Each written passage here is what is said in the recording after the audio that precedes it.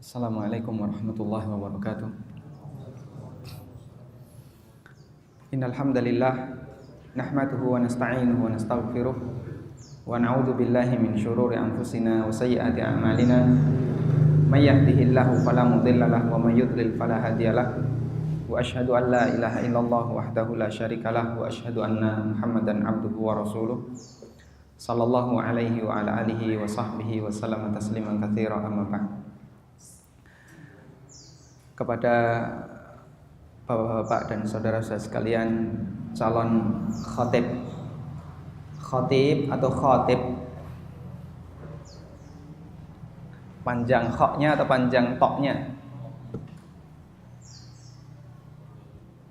atau panjang dua-duanya? Panjang toknya atau khoknya? Mungkin ada yang panjang khoknya, ada yang panjang toknya. Anda kalau datang ke sini dalam rangka pelatihan khatib, maka Anda akan menjadi para pelamar-pelamar wanita. Tapi kalau khatib, berarti mereka adalah para calon penceramah yang akan menyampaikan khutbahnya di depan masyarakat. Ada khutbah, ada khitbah. Beda harokat, beda konsekuensi ya.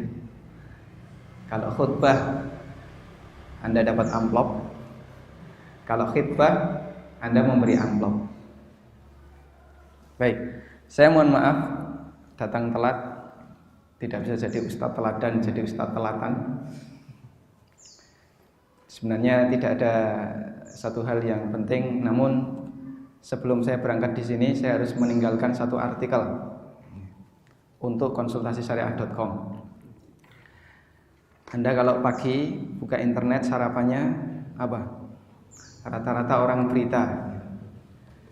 Ini keliru, jangan ikuti mainstream. Kalau orang ikut mainstream, nggak ada yang istimewa dalam dirinya. Kalau pagi jangan ikuti berita, baca textbook atau baca Al-Quran, atau kalau tidak nulis. Itu baru tidak mainstream. Baik, kita akan mulai fikih tentang khutbah. Di depan kita sudah ada slide fikih khutbah sesuai dengan tema yang dipesankan oleh panitia. Ada beberapa poin penting dalam masalah khutbah dari 1 sampai 11 yang secara ringkas bisa kita sebutkan di atas, mulai dari naik mimbar, kemudian khatib duduk menjawab adzan, sampai sekaligus dia menjadi imam salat. Kita akan sebutkan secara rinci masing-masing apa dalilnya, sehingga seorang yang berkhutbah itu bisa sesuai dengan hadis Nabi SAW. Secara umum manusia itu kalau kemudian sesuai dengan panduan yang diberikan Rasulullah SAW, maka dia akan lebih tenang dalam beramal. Karena itu ketika Anda membaca buku panduan tentang amal tertentu, pastikan dalam buku itu menyebutkan dalil. Kita akan lebih tenang kalau beramal sesuai dalil. Anda kalau sholat, kemudian sholat Anda yakin sesuai dengan dalil, Anda akan lebih tenang, karena sholat Anda sesuai dengan panduan. Anda kalau puasa dan puasa Anda sesuai dengan dalil, Anda akan lebih tenang karena puasa Anda sesuai dengan panduan, dan begitu seterusnya. Demikian pula ketika Anda berkhutbah, kemudian khutbah Anda disesuaikan dengan panduan, disesuaikan dengan sunnah Nabi SAW, maka kita akan lebih tenang karena apa yang kita lakukan sesuai dengan ajaran yang diberikan oleh Rasulullah SAW. Kita akan rinci satu persatu bagaimana adab dalam berkhutbah. Yang pertama, naik mimbar. Dan mimbar Nabi SAW itu baru ada setelah beliau SAW tinggal beberapa waktu di Madinah. Sebelum itu Nabi SAW berkhutbah tanpa menggunakan mimbar, namun beliau bersandar di pelepah kurma. Beliau naik di pelepah kurma. Kemudian ada seorang sahabat yang menawarkan agar Nabi SAW dibuatkan mimbar, dan sejak saat itu Nabi SAW meninggalkan pelepah kurma dan menggunakan mimbar. Karena itu dalam Islam ada dua tuntunan terkait posisi khatib. Pertama menggunakan mimbar, yang kedua tanpa mimbar. Ketika tanpa mimbar, Rasulullah SAW menggunakan tongkat, dan ketika beliau memakai mimbar, Nabi SAW meninggalkan tongkat. Dan ini bukan menghapus, yang benar bentuknya bukan nasakh dan mansukh, namun yang benar adalah disesuaikan dengan kondisi. Karena Rasulullah SAW tidak semua khutbah beliau sampaikan dengan menggunakan mimbar, termasuk ketika beliau sholat Id, Nabi SAW berkhutbah tanpa mimbar sampai akhir hayat beliau. Namun ketika beliau berkhutbah di masjid, beliau menggunakan mimbar.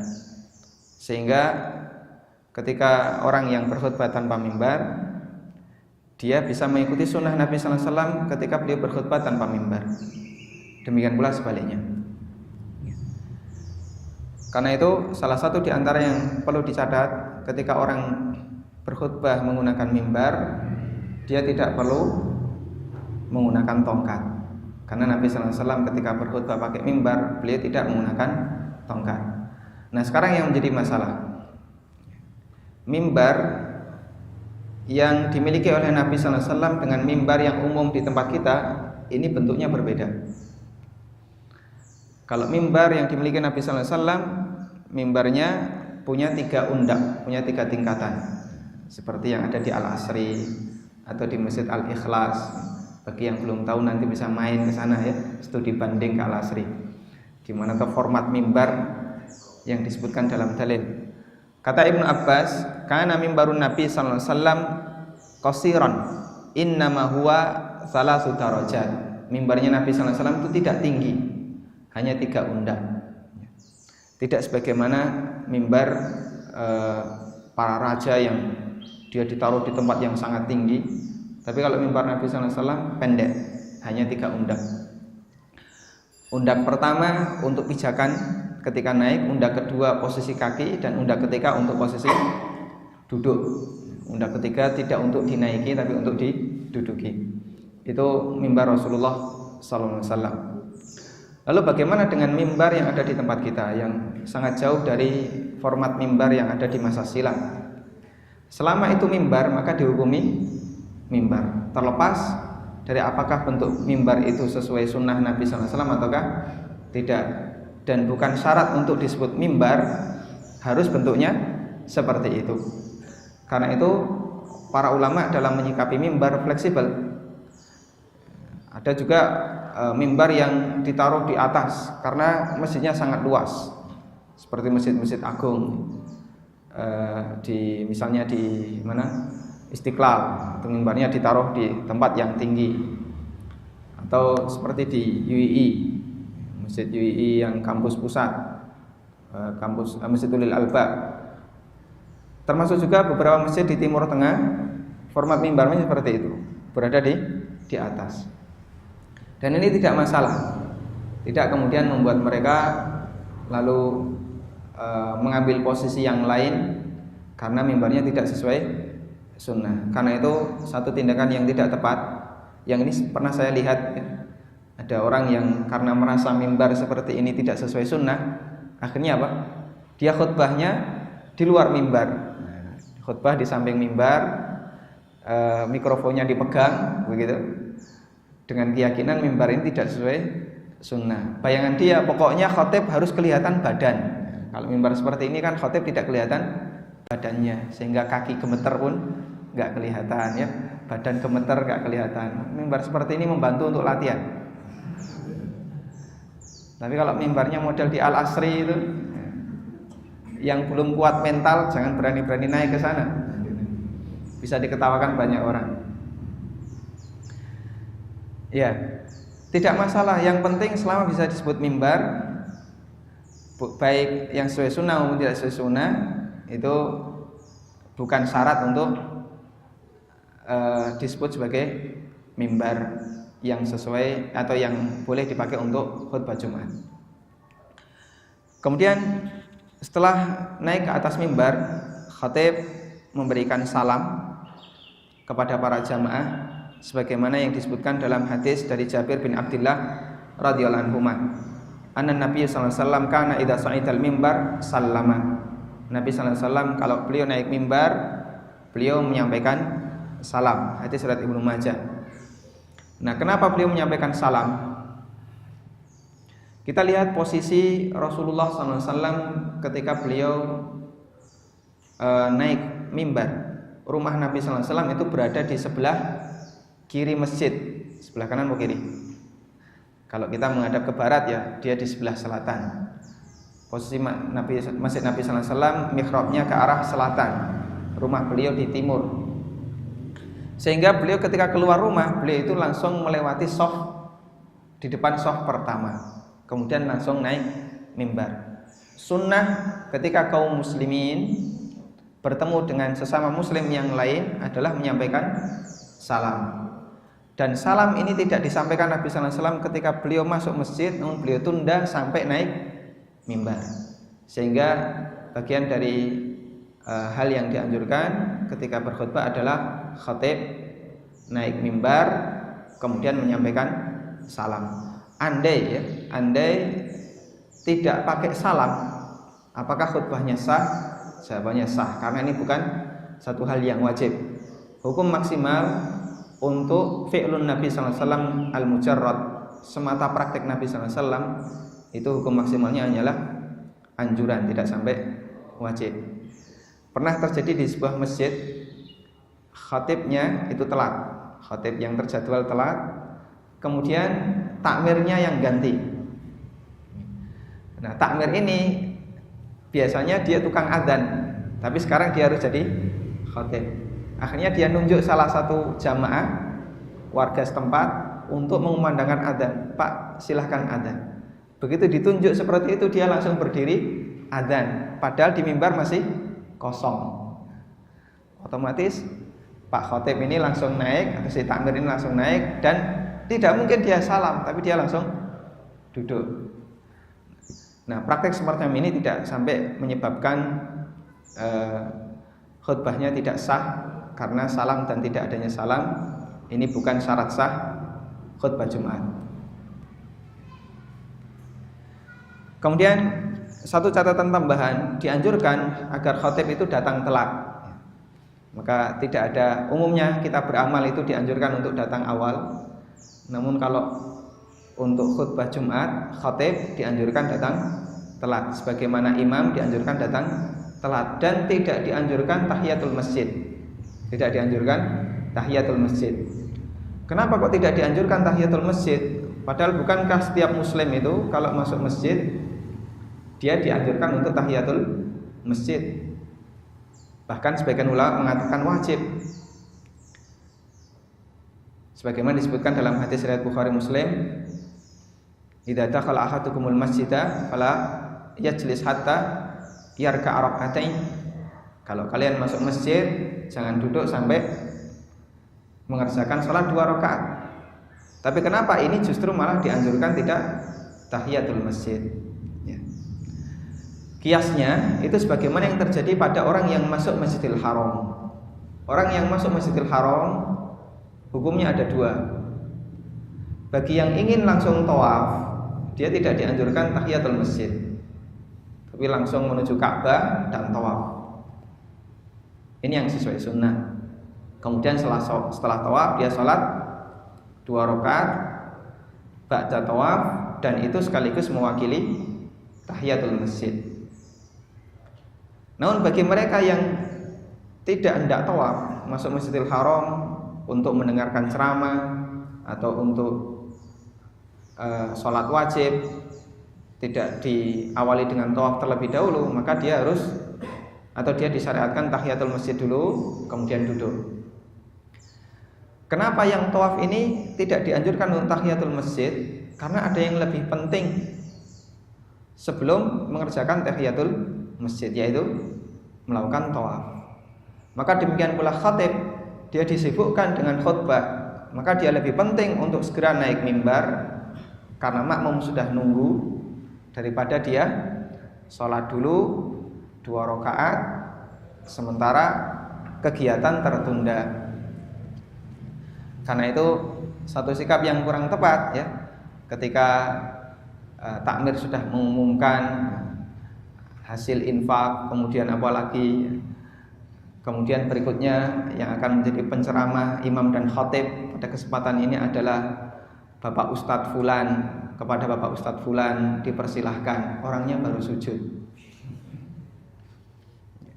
Itu pernah terjadi di Masjid Al-Mu'min, salah satu ikhwan kita. Dia sudah dipanggil Bapak Ustadz Fulan, akhirnya orang pada tengok mana orangnya, dia sedang rukuk. Contoh yang tidak bagus. Seharusnya dia tahan ya, dan kemudian langsung naik mimbar menunggu pengumuman tanpa harus sholat tahiyatul masjid terlebih dahulu.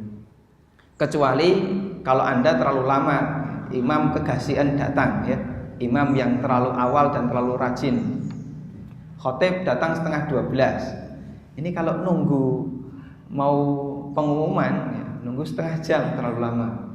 Kalau seperti itu Anda bisa tahiyatul masjid. Tapi kalau hanya 3 menit atau 4 menit sebaiknya ditunggu dan tidak perlu tahiyatul masjid. Bisa disesuaikan waktunya. Dan alhamdulillah untuk masjid seperti di sini ya, Masjid MPD ini sudah ada penampung ustadz sebelum ustadz masuk masjid. Begitu ustadz datang, mampir dulu ya, bisa ngopi dulu di sebelah gitu. Ada burjo dulu, baru kemudian masuk masjid. Maka ustadznya telat, dicari di warung burjo gitu. Selanjutnya, adab yang kedua adalah duduk kemudian menjawab adzan. Ini ada riwayat dari Abu Umamah radhiyallahu anhu menceritakan kejadian yang pernah dialami oleh Muawiyah bin Abi Sufyan radhiyallahu anhuma. Kata Abu Umamah, sami'tu Muawiyah bin Abi Sufyan wa huwa jalisun 'alal mimbar. Saya mendengar Muawiyah bin Abi Sufyan ketika duduk di atas mimbar. Yang jelas ini ketika khutbah Jumat, karena di situ ada muadzin. Muawiyah duduk, ada muadzin. Sementara ketika muadzin mengucapkan Allahu Akbar, Muawiyah menjawab Allahu Akbar. Nah, itu ada yang menarik. Ketika muadzin mengucapkan asyhadu alla ilaha illallah, Muawiyah menjawab wa ana. Saya juga demikian. Muadzin mengatakan saya bersaksi la ilaha illallah. Muawiyah menjawab wa ana. Saya juga bersaksi demikian. Artinya tidak perlu pengulangan. Dan ini jadi kaidah ya. Al-jawab yahmilul khitab. Jawaban itu mengandung unsur pertanyaan atau mengandung unsur pernyataan. Ketika ada orang yang diperintahkan untuk merespon sebuah pernyataan, dia boleh menjawab pendek, dia boleh menjawab panjang. Dan dua-duanya sah karena jawaban itu yahmilul khitab. Jawaban mencakup unsur pertanyaan atau pernyataan yang perlu dikomentari. Ketika muadzin mengatakan saya bersaksi la ilaha illallah, orang menjawab saya juga. Artinya saya juga bersaksi la ilaha illallah. Karena itu tentang masalah kalau ada istri yang bilang ke suaminya, kalau kamu jantan ceraikan aku. Suami cuma bilang iya, maka hukumnya sah cerai satu. Karena maksud iya itu iya, lanjutannya aku ceraikan kamu. Karena jawab yang ringkas itu bisa mencakup pertanyaan dan pernyataan yang disampaikan di awal. Baik. Ini satu kaidah fikih yang penting yang bisa kita simpulkan dari cara menjawabnya Muawiyah ketika ada muadzin mengumandangkan adzan. Kemudian setelah selesai mengumandangkan adzan, ada satu hal yang perlu diperhatikan ya. Termasuk di antara doa yang mustajab adalah doa selama adzan. Doa selama adzan. Karena itu jangan tinggalkan kesempatan ini. Muadzin kan kadang dia adzannya panjang. ada liuk-liuknya segala. Kita jawabnya cuman pendek saja, asyhadu alla ilaha illallah, selesai ya. Tapi kita nunggu kalimat kedua lebih panjang lagi. Nah, di jeda seperti itu manfaatkan untuk berdoa. Ini berlaku bagi semuanya, baik khatib maupun makmum.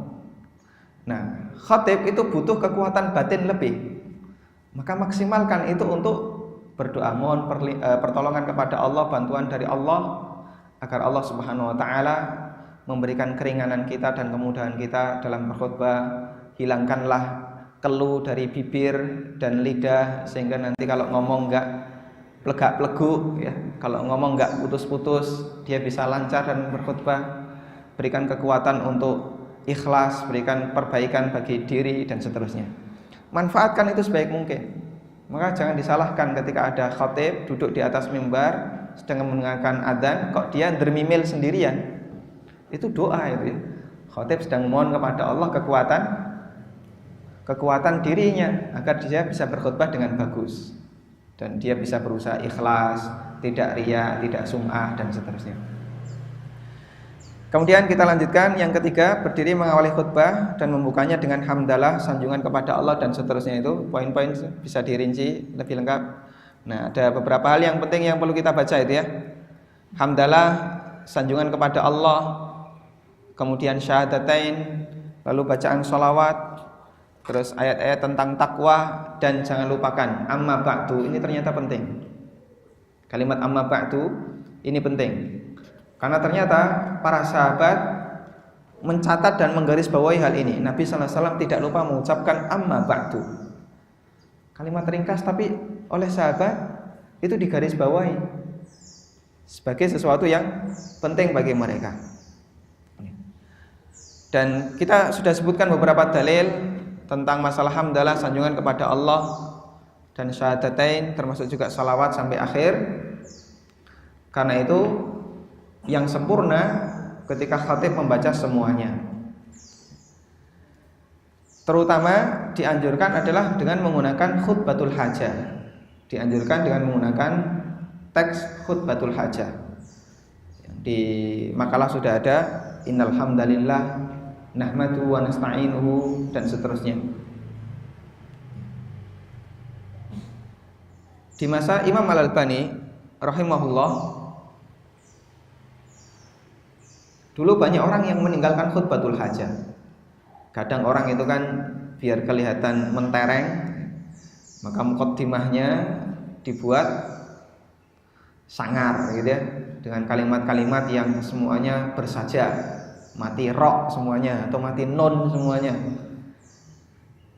Dan di masa itu banyak yang berlomba kayak seperti itu, membuat muqaddimah khutbah pakai saja, sehingga khutbatul hajah mulai banyak ditinggalkan. Akhirnya beliau rahimahullah termotivasi untuk menulis sebuah buku khusus agar mengajak para khatib mereka kembali kepada khutbatul hajah. Karena hadis tentang ini hadis yang diriwayatkan dari banyak sahabat dan hadisnya derajatnya sahih. Ada banyak riwayat tentang khutbatul hajah. Beliau tulis menjadi buku khusus judulnya Khutbatul Hajah. Dan sejak itu banyak orang yang kemudian menggunakan muqaddimah mereka dalam khutbah dengan khutbatul hajah. Ini termasuk di antara bentuk ihya'us sunnah, menghidupkan sunnah Nabi sallallahu alaihi wasallam. Insyaallah di sini semuanya sudah hafal ya khutbatul hajah. Ada yang belum hafal?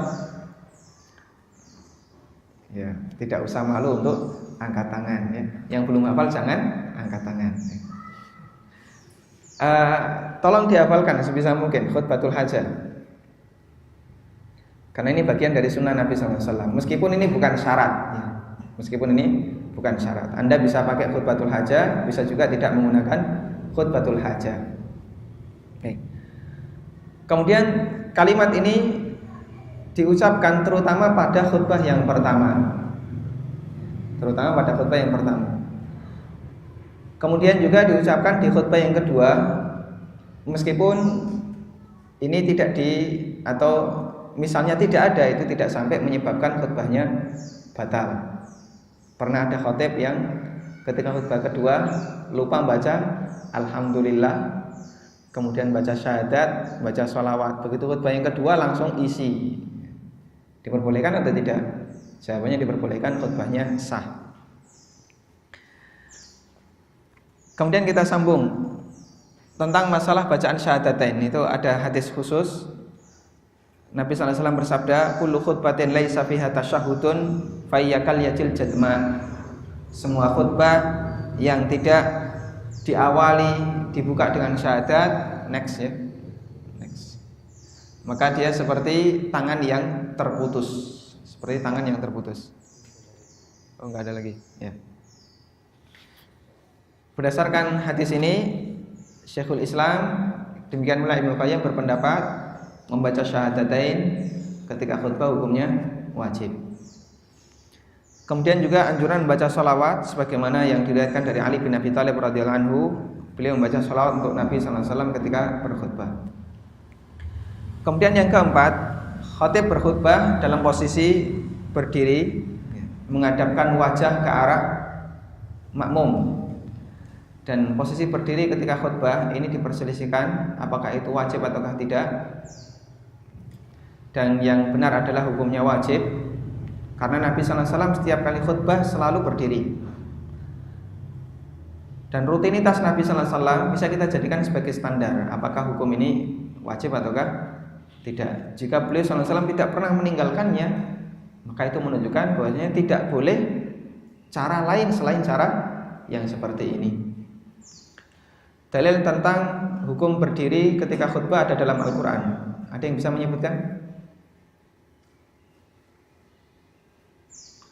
Watarakuka qa'iman.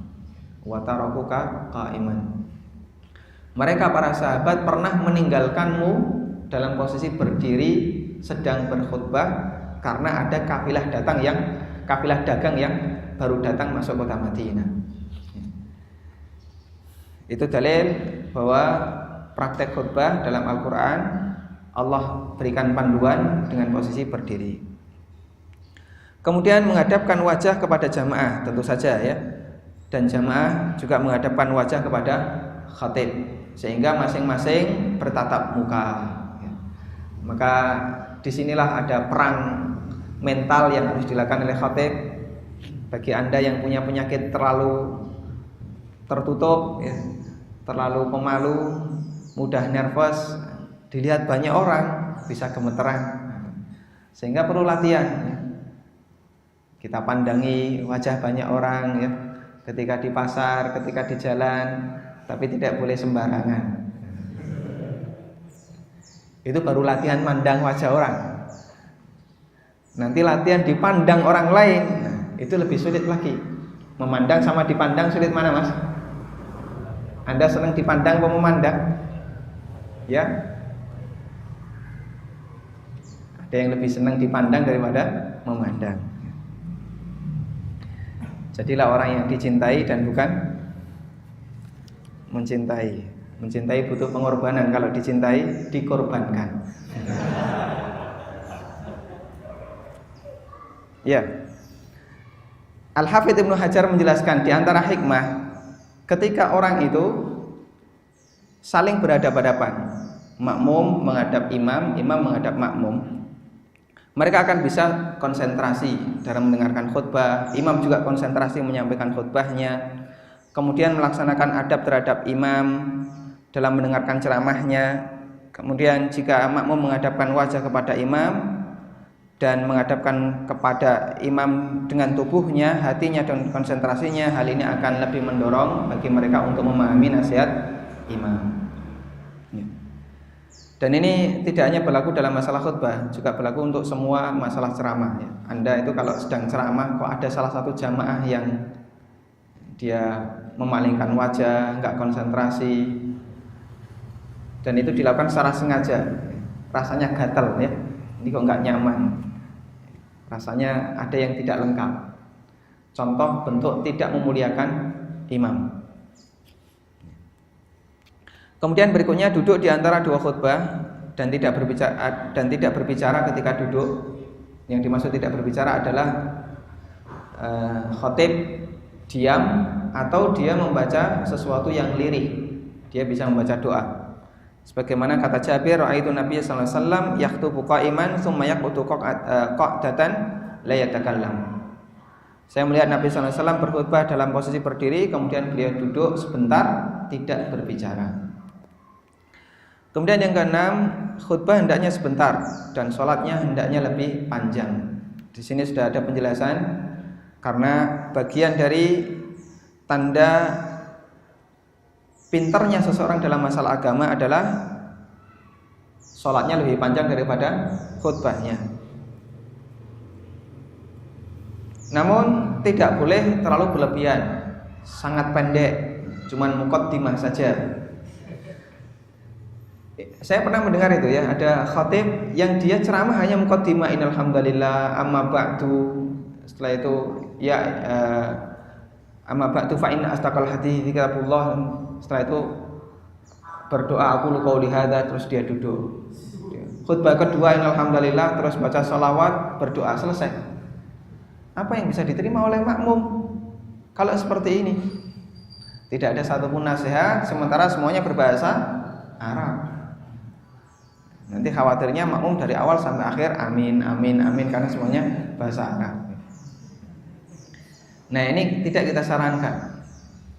Sekalipun waktunya mepet, sebisa mungkin ada pesan yang disampaikan kepada makmum. Karena itu sebagaimana kata Jabir bin Samurah radhiyallahu anhu, beliau mengatakan kuntu usalli ma'a Rasulullah sallallahu alaihi wasallam fa kana salatuhu qasdan wa khutbatuhu qasdan. Saya pernah salat di belakang Nabi sallallahu alaihi wasallam dan salat beliau itu sederhana, tidak terlalu panjang, tidak terlalu pendek. Khutbah beliau juga sederhana, tidak terlalu panjang dan tidak terlalu pendek. Kemudian ukuran panjang pendeknya kita bisa melihat apa yang dibaca ketika Rasulullah SAW salat Jumat. Beliau membaca pasangan dua surat itu, Al-A'la dan Al-Ghasyiyah, atau pasangan Al-Jumu'ah sama Al-Munafikun. Ini sepasang ya. Ini sepasang. Jangan diambil salah satu kemudian dibaca separuh. Kebiasaan sebagian khatib ngambil surat Al-Jumu'ah dibaca separuh di rakaat pertama, separuh di rakaat kedua. Bukan demikian. Kalau mau mengikuti sunnah ya tidak dengan cara seperti ini, tapi dibaca komplit. Kemudian pasangannya adalah surat Al-Munafikun. Kemudian yang ketujuh, khatib hendaknya menjiwai khutbahnya. Ini penting.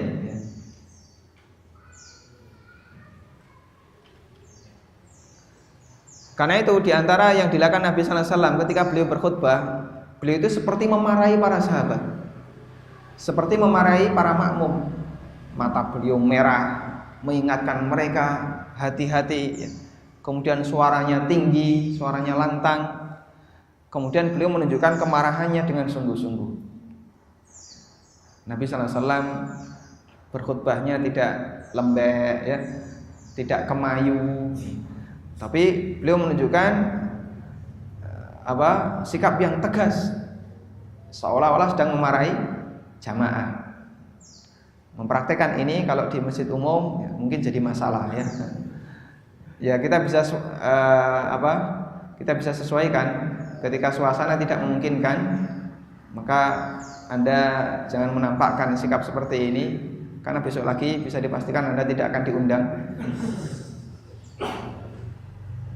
Kondisikan kalau ini nanti bahkan menyebabkan khatib malah dicela oleh masyarakat, bisa dengan suara lantang tapi tidak sampai ada unsur membentak ya. Tidak sampai ada unsur memarahi. Suara lantang itu tidak masalah bagi jamaah, tapi kalau sampai ada membentak ya, bapak ini para jamaah ini, nah, ini sudah nanti bisa jadi masalah ya. Nah, agar kita bisa menjiwai, maka tidak dianjurkan khutbah itu jiplak milik orang lain. Plagiator dalam masalah berkhutbah ini sah-sah saja. Tidak ada hak cipta dalam khutbah ya. Anda tidak diwajibkan bayar royalti gara-gara menyampaikan khutbah yang pernah Anda dengar di tempat lain. boleh saja. Anda juga boleh menyampaikan khutbah dari hasil nonton Yufid TV dan disampaikan. Anda tidak berkewajiban bayar royalti ke Yufid. Boleh saja khutbah itu jiplak khutbah orang lain, namun terkadang kurang menjiwai dibandingkan kalau khutbah itu berasal dari keinginan pribadi khatib. Saya ingin menyampaikan sebuah peringatan, ini penting bagi masyarakat karena mereka melupakannya. Kemudian kita sampaikan itu dengan bahasa kita sendiri, kita susun dengan rapi. Ini akan lebih menjiwai. Meskipun kadang banyak orang yang kehabisan ide. Sekarang lagi musim apa, kayaknya saya kesulitan untuk mencari topik khutbah. Tidak masalah, kemudian dia cari-cari di Yufid TV atau cari di kajian.net, kira-kira apa yang menarik untuk ditiru. Boleh-boleh saja ya. Dan yang penting adalah jiwai setiap khutbah yang kita sampaikan. Akan lebih penting lagi, akan lebih bagus lagi ketika yang kita sampaikan sesuai dengan masalah yang dihadapi masyarakat.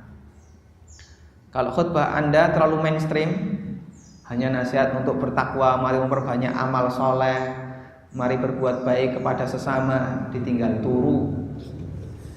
Tapi kalau ada sesuatu yang beda, sesuatu yang baru bagi jamaah, insya Allah mereka akan perhatikan. Insya Allah mereka akan perhatikan khutbah Anda. Dan jangan lupa berikan pengulangan kalau itu penting. Kalau itu penting, berikan pengulangan. Sehingga bukan kalimat yang keliru ketika Anda menyatakan, saya ulangi sekali lagi. Saya garis bawahi kepada para jamaah sekalian bahwa kita harus demikian dengan dalil ini. Kalimat-kalimat penegasan seperti itu tidak memarahi, tapi dalam rangka menekankan pesan pentingnya. Itu akan lebih bisa mereka pegangi daripada khutbah itu terlalu umum atau terlalu banyak, terlalu padat, bisa jadi hilang semuanya. Secara umum itu kan manusia hanya bisa konsentrasi selama 15 menit. Anda sekarang konsentrasi selama 1 jam mendengarkan ceramah saya. Tapi umumnya manusia hanya bisa konsentrasi 15 menit. Itu yang bisa dia terima. Lebih dari itu terbuang. Banyak yang sia-sia. Maka pastikan dalam waktu yang sangat ringkas tadi, isinya ada sesuatu yang menancap dalam hati mereka. Saya tidak sengaja pernah kedatangan seseorang yang dia berterima kasih Pak Ustadz ya. Saya sejak mendengar khutbah jenengan itu punya kebiasaan baru gitu. Apa Pak, kok saya sudah lupa gitu. Jadi dia bilang, saya itu kalau di lampu merah, antri di mana begitu, kalau di keramaian, saya itu berzikir. Karena jenengan pernah menyampaikan, jadi zikir yang bagus itu zikir ketika banyak orang yang tidak berzikir, zikir di tempat ketika suasana orang tidak berzikir kepada Allah. Nah, sejak saat itu terus saya jadi rajin berzikir kalau di tempat-tempat seperti itu. Saya tidak tahu apakah kemudian di masjid zikirnya ditinggalkan atau tidak. Ya tentu saja orang seperti ini tidak akan memindah posisi zikir. Kalau di tempat keramaian saja dia mau berzikir, apalagi di masjid. Nah, kita tidak menyangka kadang ada satu pesan yang itu mungkin bukan bagian utama, bukan tema khutbah kita, tapi itu dicatat oleh jamaah, kemudian dipraktekkan. Itu akan lebih bagus daripada satu paket hilang semua, nggak ada yang nyantol. Hanya mungkin sisipan, ya. Maksudnya ingin menyampaikan ibadah yang bagus itu ibadah ketika orang melakukannya di daerah yang sepi dari manusia yang mengingat Allah. Kemudian kita kasih contoh-contoh, tapi dari contoh itu malah ada yang mempraktekkan.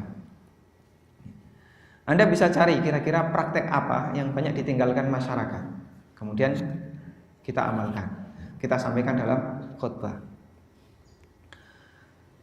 Kemudian berikutnya sampaikan dengan pelan, ya, jangan terlalu cepat. Sebagaimana kata Aisyah, lam yakun yasrutul hadits kasartikum. Nabi SAW kalau menyampaikan hadis itu tidak terlalu cepat. Sardun itu artinya kalau bahasa kita nyerocos, gitu ya. Ngomong tanpa ada titik komanya, itu sardun. Lam yakun yasrudul hadis. Nabi sallallahu alaihi wasallam itu kalau menyampaikan hadis tidak cepat, tidak ada titik komanya sebagaimana yang kalian lakukan. Dalam riwayat yang lain, walakinnahu kana yatakallamu bi kalamin bayyin faslin. Nabi sallallahu alaihi wasallam itu kalau bicara, beliau kalimatnya bayyin, jelas, faslin ada putus-putusnya, ada jedanya. Kalau titik jangan disambung. Manfaat titik dalam bicara itu apa? Ya, memberikan kesempatan pendengar untuk mengendapkan apa yang dia dengar. Diam sampai di sini. Saya diam, Anda akan mengendap dulu apa yang baru saja didengar. Terus bicara lagi, titik, mengendap lagi. Tapi kalau nyambung, ini belum selesai mengendap, sudah menguap. Karena tidak ada kesempatan untuk mencerna dulu. Maka yang bagus ada faslonnya, ada jedanya. Yahfadhuhu man jalasa ilaihi. Bahkan bisa dihafal oleh sahabat yang duduk menghadap beliau. Dan ini keistimewaan para sahabat, sekali dengar hafal. Kita lanjutkan berikutnya. Yang 9, boleh menghentikan khutbah jika ada keperluan. Maksudnya adalah menghentikan tema khutbah, bukan diam ya. Maksud menghentikan khutbah diam terus mutung, bukan ya. Daripada kalian tidur semua, saya nggak mau khutbah. Tapi maksudnya kita kadang berganti fokus pembicaraan karena ada masalah yang perlu diingatkan. Ini pernah terjadi di zaman Nabi sallallahu alaihi wasallam. Misalnya mengingatkan orang yang hadir untuk sholat tahiyatul masjid. Dan Masya Allah, sunnah ini hampir hilang ya. Kita mungkin akan merasa malu. Ada orang yang datang terus duduk, Pak tolong sholat dulu.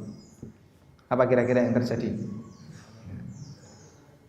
Orang akan memandang kedua arah, ke sini dan ke sana, kan gitu ya. Siapa tadi yang ditunjuk, semuanya memandang ke arah sana, mempermalukan orang tadi. Padahal ini bagian dari sunnah Nabi SAW. Pernah ada seorang sahabat namanya Sulaik al-Ghatfani. Dia masuk masjid langsung duduk. Kemudian Nabi SAW bertanya, "As-salaita, kamu sudah sholat?" Kata sahabat ini, "Belum." "Shalli wal yatajawwaz fihima." Kerjakan 2 rakaat dan jangan terlalu lama. Kemudian bisa juga menegur hadirin yang ramai. Tidak perlu nyebut nama ya. Ini bahaya. Tapi bisa kita tegur, misalnya kok ada anak-anak yang ramai atau ada orang yang main SMS, kita langsung ingatkan. Misalnya apa? Pakai kalimat yang mungkin agak sarkas, tidak masalah, biar menjadi peringatan bagi semuanya. Meskipun bisa jadi ini akan menegur orang yang melakukannya, tapi justru itu yang kita inginkan. Saya pernah misalnya menyampaikan khutbah, banyak yang duduk molok lutut. Kemudian kita sampaikan sebuah hadis, naha Rasulullah SAW anil habwi. Nabi SAW melarang mendengarkan khutbah dengan duduk memeluk lutut. Tiba-tiba langsung dilepaskan, Pak. Wah, alhamdulillah kena ya. Ada unsur kebanggaan yang kita sampaikan, tembakan yang kita sampaikan kena kan gitu ya. Kemudian menegur hadirin yang bermain HP. Ini keluar dari tema, tapi kadang itu penting untuk dilakukan. Bisa Anda kasih muqaddimah. Sebelum saya melanjutkan khutbah saya ingin mengingatkan kepada jamaah, kalau Anda sudah datang ke masjid, tinggalkan 1, 2, 3. Karena ini bisa menghapus pahala Jumatan Anda. Sia-sia Anda datang ke sini sudah bermodal waktu dan tenaga tapi tidak punya pahala. Lanjut. Yang ke-10, berdoa dengan mengisyaratkan jari telunjuk. Dalam khutbah kita tidak disyariatkan berdoa dengan mengangkat kedua tangan, tapi doa kita dengan mengangkat 1 jari. Dan ini ciri khas Ahlussunnah di tempat kita. Beberapa khatib yang kurang memperhatikan sunnah doanya begini. Ini tidak benar. Ada juga yang berdoa tapi tidak angkat tangan sama sekali. Kalau begini rasanya masih malu. Kayak apa saya orang kayak gini ya. Ini kampanye, pilih nomor 1. Apalagi pas musim kampanye ini berbahaya ya. Dia berkhutbah di Masjid Merah.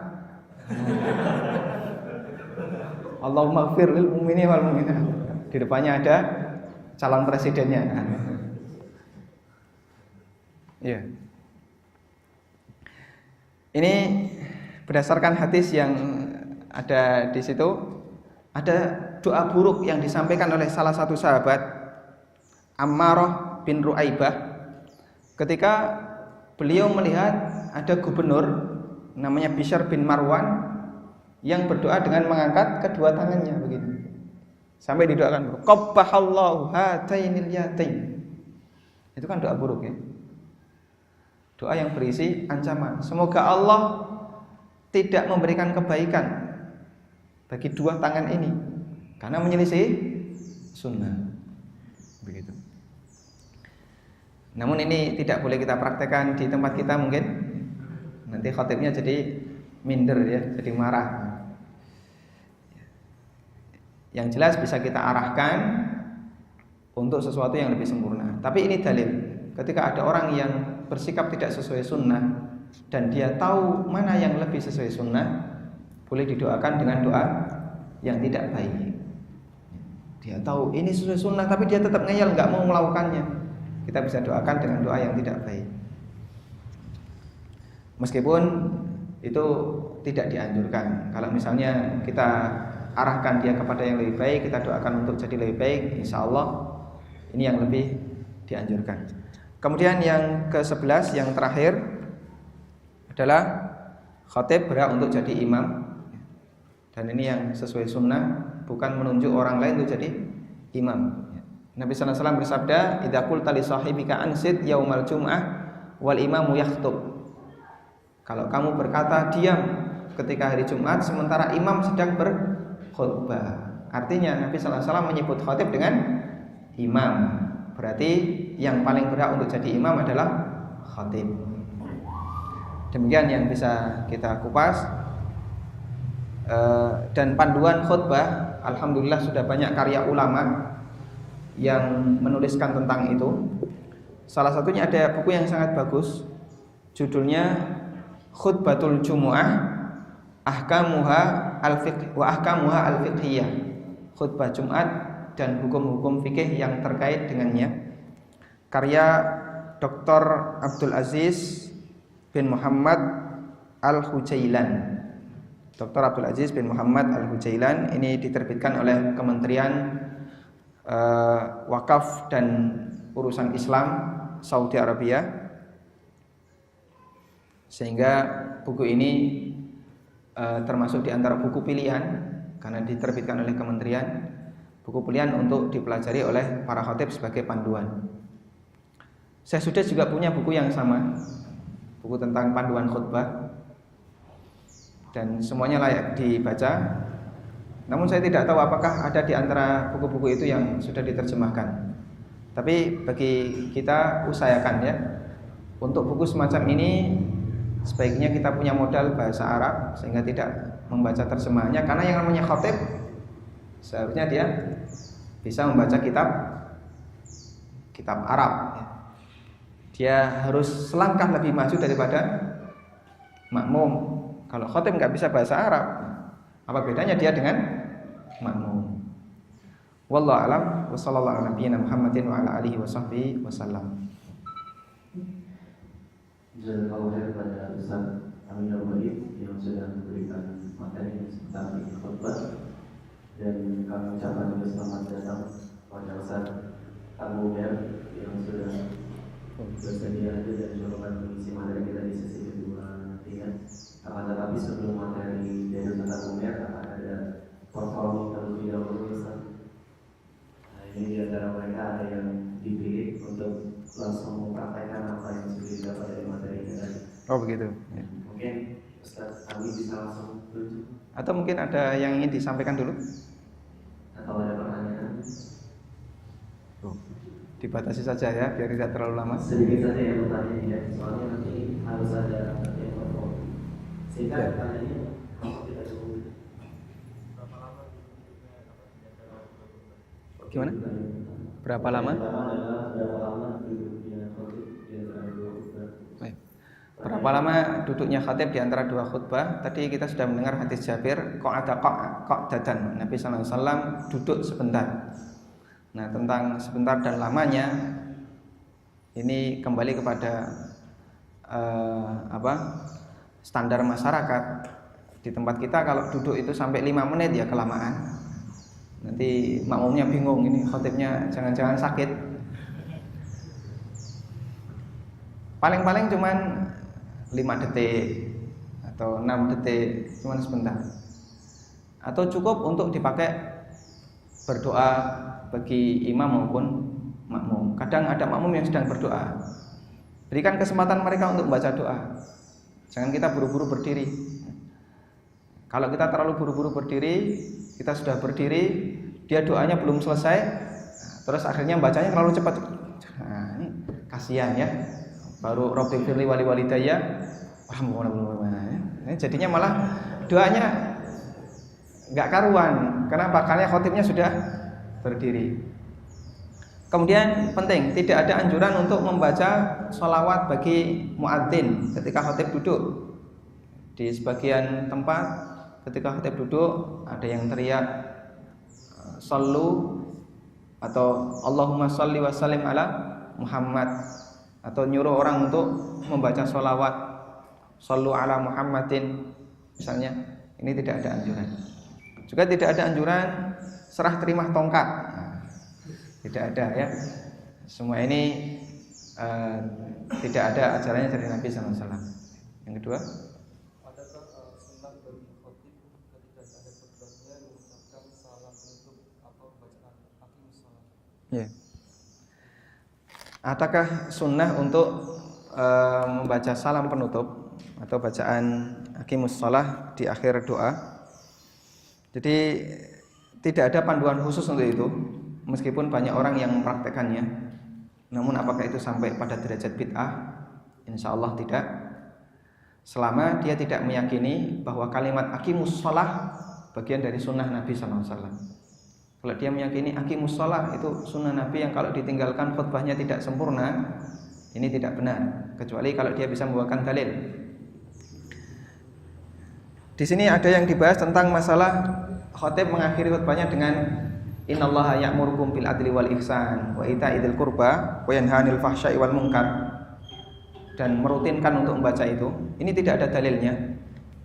Namun kata beliau, jika ini dipraktekkan bukan termasuk amalan bid'ah, bukan termasuk perbuatan bid'ah, karena ini bagian dari pesan yang disampaikan kepada jamaah. Tapi kalau ini diyakini sebagai sunnah Nabi sallallahu alaihi wasallam, tidak benar, karena tidak dijumpai adanya dalil yang menyebutkan hal ini. Wallahu a'lam.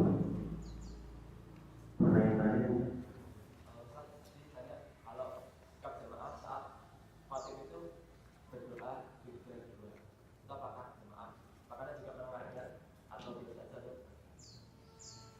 Ya. Ketika khatib sedang duduk di antara dua khutbah, kemudian jamaah berdoa, itu tangannya dengan mengangkat tangan ataukah biasa saja? Ulama berbeda pendapat tentang waktu yang mustajab di hari Jumat. Ada yang mengatakan waktu yang mustajab adalah sejak khatib naik mimbar sampai selesai sholat Jumat.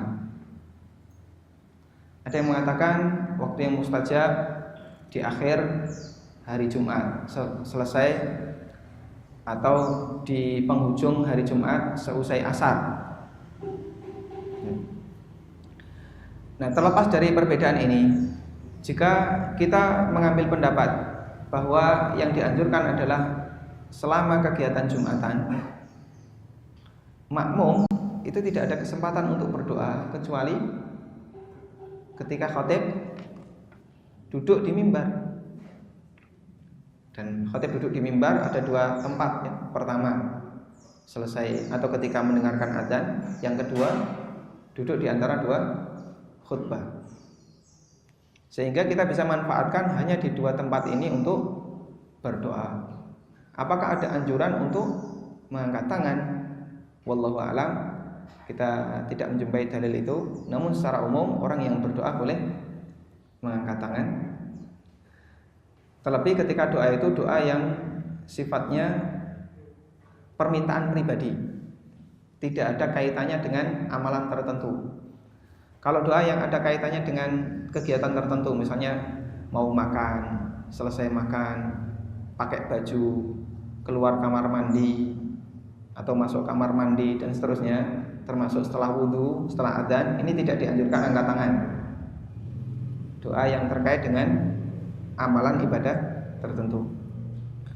Tapi untuk doa yang sifatnya permintaan pribadi, minta agar dilancarkan skripsinya, ini sudah semester 15 kok enggak kelar-kelar misalnya.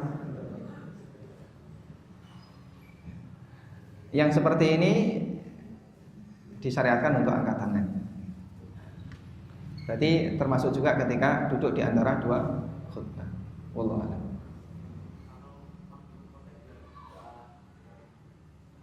Kalau khotib sedang berdoa kemudian mengangkat jarinya di akhir khutbah, apakah makmum disyariatkan untuk mengaminkan? Di sana ada dua pendapat ulama.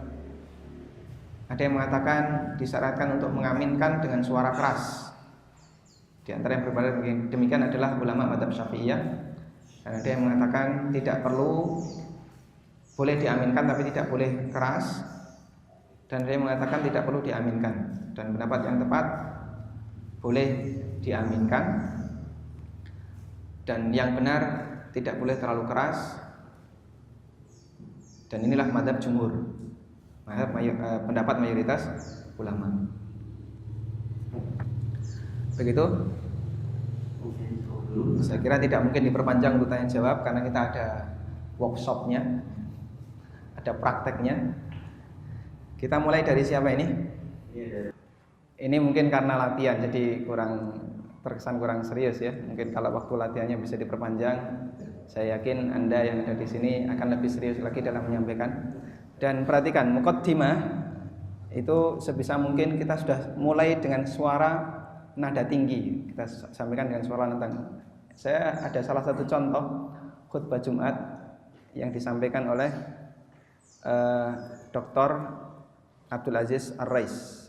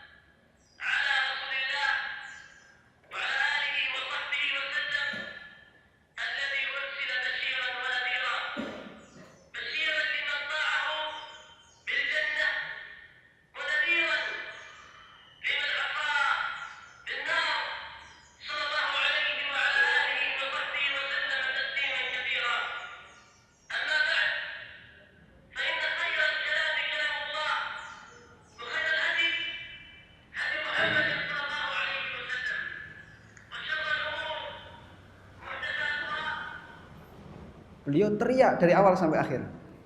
Sampai di akhir itu suaranya hampir habis. Kita simak bagian akhir khutbah ini ya.